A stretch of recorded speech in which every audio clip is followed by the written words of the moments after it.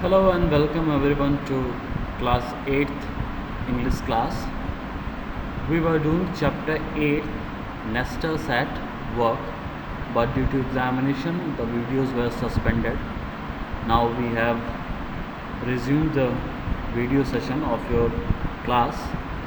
So before moving ahead in this chapter, I would like to give you some points so that you can recall what we read in this chapter. तो अभी तक हम लोगों ने इस chapter में ये पढ़ा था कि किस तरीके से हिमालयन रीजन्स में बर्ड्स अपने नेस्ट की साइट को खोजती हैं और किस तरीके की साइट, किस तरीके की जगह उनको पसंद होती है अपने नेस्ट को बनाने के लिए और कहाँ कहाँ पे वो अपने नेस्ट को बनाती हैं। बस इन्हीं सब चीज़ों के बारे में बात हो रही है।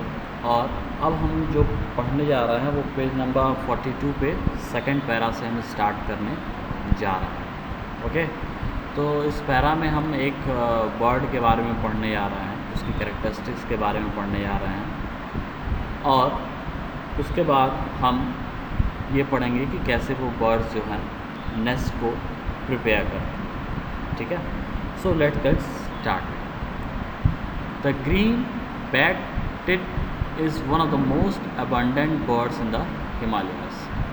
तो ऑथर कह रहा है कि ग्रीन बैक टिट्स, टिट्स क्या होती हैं? एक छोटी चिड़िया को टिट बोला जाता है। तो ग्रीन बैक टिट जो है ये चिड़िया हिमालयाज़ में बहुत ज़्यादा मात्रा में पाई जाती है, सबसे ज़्यादा इनकी पॉपुलेशन है। It is about the size of A sparrow, और इसकी साइज़ जो है जैसे स्पैरो आप लोगों ने देखा होगा उसी साइज़ की ये चिड़िया है। The head is black with small perky chest. तो जैसा कि आप अगर इमेज में देख पा रहे हो जो आपकी बुक में दी हुई है, तो उसका हेड जो है वो ब्लैक है और जो चेस्ट है वो बहुत ही चेयरफुल, बहुत ही ब्राइट कलर की चेस्ट उसकी है। The cheeks are spotless white, और जो इस चिड़िया की चीक्स हैं, जो गाल हैं, वो बिल्कुल सफ़ेद कलर के हैं। The back of the head is connected by a narrow black collar with an expansive shirt front of this wing। Author कहता है कि जो चिड़िया का हेड है उसका जो बैक पोर्शन है वो एक ब्लैक कलर का कॉलर, आप अगर डायग्राम में देख पा रहे होंगे तो उसके गर्दन के पास ब्लैक कलर का बहुत पतला सा कॉलर टाइप का कलर जो है वो दिख रहा है। और आगे की तरफ जैसे कि शर्ट का फ्रंट पार्ट होता है जिसमें बटन वगैरह लगी हुई होती हैं, वो आगे की तरफ से कुछ वैसा ही दिख रहा है।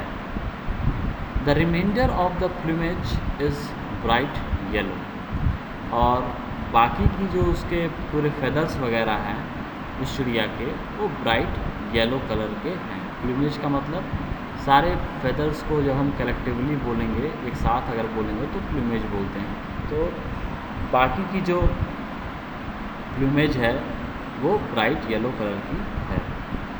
The back is greenish yellow, the rest of the plumage is slaty with some dashes of black and white. और जो बैक का पोर्शन है वो ग्रीनिश येलो है और बाकी का प्लूमेज जो है वो स्लेटी कलर, मतलब ग्रेस कलर, और उसमें कुछ ब्लैक और वाइट कॉम्बिनेशन भी देखने को मिलते हैं। Thus the green back tit is a smart little bird, और इन सब खूबियों से वो एक स्मार्ट लिटिल बर्ड की कैटेगरी में आती है।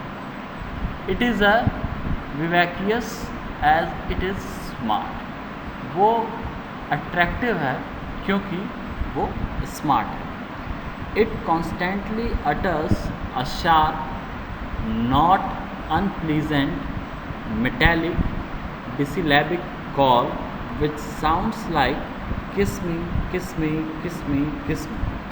और उसकी आवाज़ जो है वो बहुत ही तीखी, और वो आपको बहुत ज़्यादा अनप्लीजेंट नहीं लगेगी, और उसकी साउंड में आपको ऐसा लगेगा कि जैसे कि वो कह रही हो kiss me kiss me kiss me. This is one of the most familiar of the tunes that enliven our northern hill station.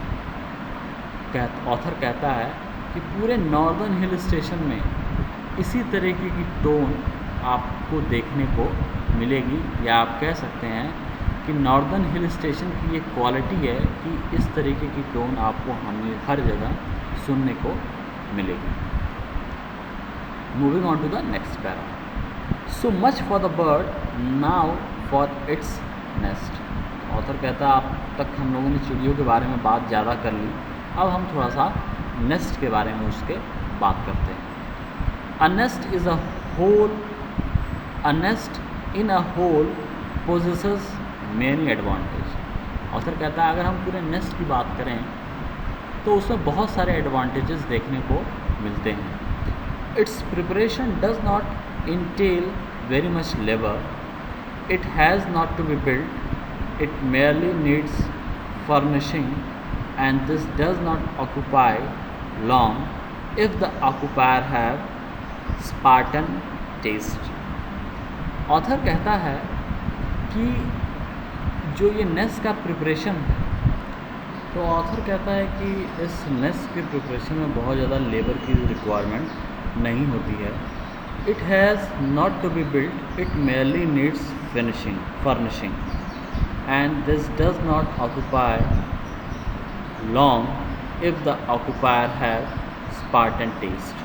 Author कहता है कि इसको बनाना नहीं पड़ता है, और बनाने का कहने का मतलब है इसको बहुत ज़्यादा डेकोरेटिव या बहुत ज़्यादा फर्निशिंग के साथ इसको बनाने की ज़रूरत नहीं होती है, और बहुत ज़्यादा इसमें साफ़ सुथरे तरीके से बनाने की नेस्ट की ज़रूरत नहीं होती है, और ये ज़्यादा लंबा समय भी नहीं लेता है बनने में, अगर जो बनाने वाला है, जो इसमें रहने वाला है, उसका स्पार्टन टेस्ट है। तो अगर उसका स्पार्टन टेस्ट है तो इस नेस्ट को बनाने में ज़्यादा समय नहीं लगता है। स्पार्टन टेस्ट का मतलब क्या है कि उसको अगर बहुत ज़्यादा कंफर्ट से मतलब ना हो तो इस नेस्ट को बनाने में ज़्यादा समय नहीं लगेगा। अगर रहने वाले को कंफर्ट से ज़्यादा मतलब हो तो फिर इसमें टाइम लगेगा।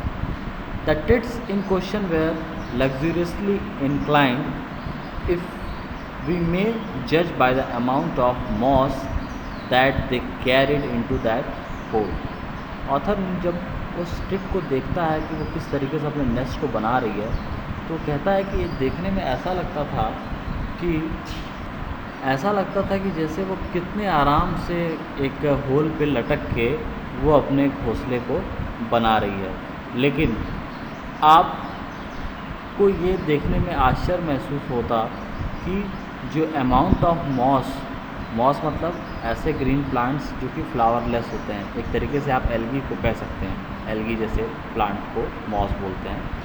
तो जितना मॉस वो लेके आती थी और उस मॉस को जब अपने होल में वो इंटर करती थी तो अमाउंट जो है मॉस का ज़्यादा होता था, लेकिन फिर भी बड़े ही आराम से वो लटक के उसको अपने होल में ड्रॉप करती थी। By the time it was finished it must have been considerably softer than the bed that was provided for my accommodation. Author कहता है कि जब ये ख़त्म हो गया तो उसको ऐसा लगता है कि जो बेड इनका बना होगा उस नेस्ट के अंदर, वो बेड कहीं ज़्यादा सॉफ्ट होगा इनके इस ऑथर के बेड से, जो कि इसको मिला हुआ है जहाँ पे वो ठहरा हुआ है। ऑथर के बेड से वो जो नेस्ट का बेड है वो ज़्यादा सॉफ्ट होगा, ऐसा ऑथर सोचता है। So this is for today, we will do the rest of the part in the next week.